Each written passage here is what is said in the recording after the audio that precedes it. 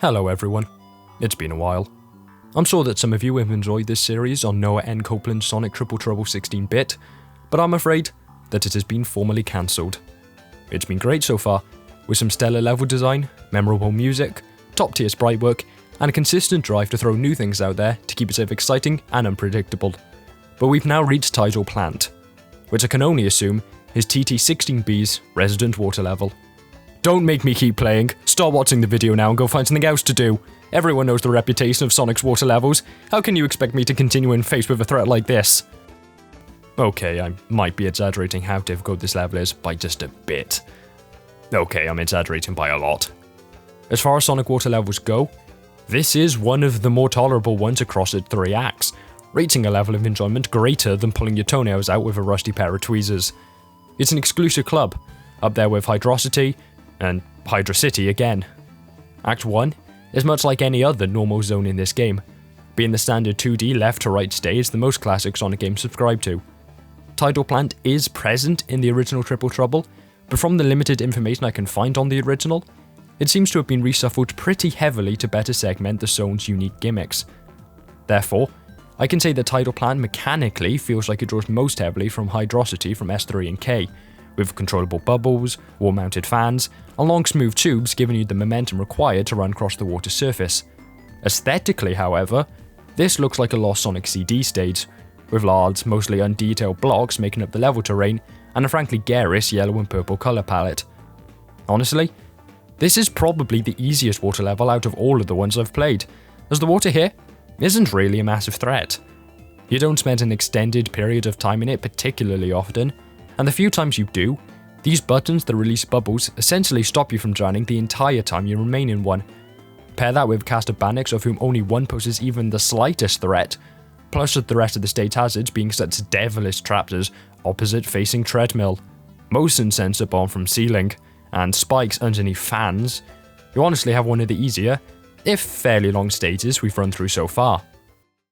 The Act 1 boss is Fang, once again riding his marvelous queen. But oh no, what's this cunning trap? A spike ball? How terrifying. Yeah, this boss is really easy. He bounces around and at one point he looks like he's about to cause some sort of cave-in, presumably raining damaging stalactites, but he doesn't have enough health to actually make this some sort of prolonged fight. I did damage boost a lot to defeat him, but that was more to get the boss done quickly rather than the attacks being difficult to avoid. But once Fang has been defeated and sufficiently buried alive, our entrance to Act 2 is suddenly interrupted by this large worm, who destroys the power supply and causes significant flooding to the facility. How very inconsiderate of them. But rather conveniently, parked in such a spot that you can't possibly miss it, is the Sea Fox. Act 2 takes a radically different level design approach to every other level we've had so far, removing such things as momentum from the equation, replacing them with way cooler things, like torpedoes and a drill attack. You need to travel through a flooded maze using the Sea Fox's omnidirectional movement, flipping switches to open doors, and drilling through walls to open new passages, all while ignoring broken electric wires and new bandits. There are also a ton of mines, but they don't damage you? I even went and checked whether they drained rings, but nothing. I assume this is some form of glitch because I otherwise genuinely don't know what's going on here.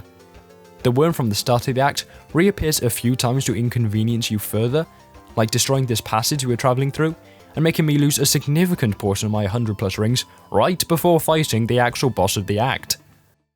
Yeah, for all the trouble this giant worm's caused you, it isn't actually the boss of the stage.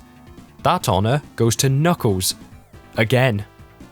This time, he's not fighting you in a brawl, but has rather found his own submarine that is also equipped with torpedoes, and is sealed, although it doesn't do all that much considering you don't have any way to attack the sub from any other direction, so it acts more as extra health than anything else. What you're supposed to do, now that I'm looking at my footage again, is destroy the seal with your torpedoes while avoiding or detonating the torpedoes Knuckles fires back at you, then presumably charge into the boss with your drill attack for big damage. I didn't do that. I sat in one place, firing torpedoes and damage boosting, only moving to pick up any of the rings I dropped, because it turns out it's really hard to avoid the torpedoes and really easy to pick up your lost rings.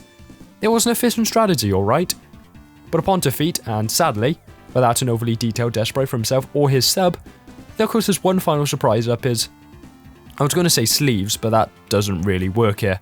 He has one final surprise up his dreads, transforming into Metal Sonic? As you follow him to the animal capsule and to Act 3 of the zone, you realise that the game, clearly feeling generous today, is just going to throw out another new gameplay style. This time, you use the rocket boost that had previously appeared in Egg Zeppelin to chase after Metal Sonic in his rocket.